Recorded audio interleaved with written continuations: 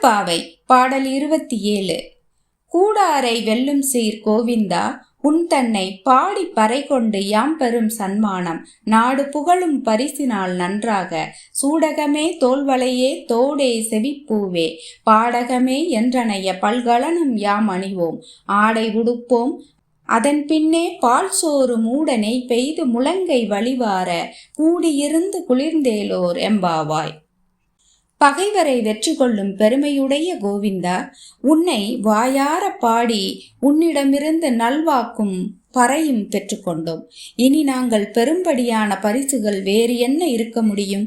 இனி நாங்கள் மகிழ்வோடு சூடகம் என்கின்ற வளையல், தோல்வளை என்கின்ற கழுத்தில் அணியும் அணிகலன், தோடு என்கின்ற காதில் அணியும் அணிகலன், செவிப்பூ என்கின்ற விதவிதமான காதணிகள், பாடகம் என்கின்ற சிலம்பு அல்லது கொலுசு போன்ற பல அணிகலன்களையும் நாடு புகழும் வண்ணம் நாங்கள் நன்றாக அணிவோம்.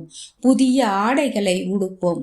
அதன் பின்னே பால் சோறு முழுதும் மூடும்படியாக நெய்யை வார்த்து அந்த சோற்றை எடுக்கும் பொழுது முழங்கை வழியாக நெய் ஒழுகி வழியும்படியாக வளமிக்க உணவை நாங்கள் அனைவரும் ஒன்றாக கூடியிருந்து உண்டு உள்ளம் குளிர்வோம் என்று ஆயர்குல பெண்கள் மகிழ்வோடு கூறுவதாக கோதை நாச்சியார் கூறுகிறார். இப்பாடலில் தமிழால் இணைந்திருப்போம். நன்றி.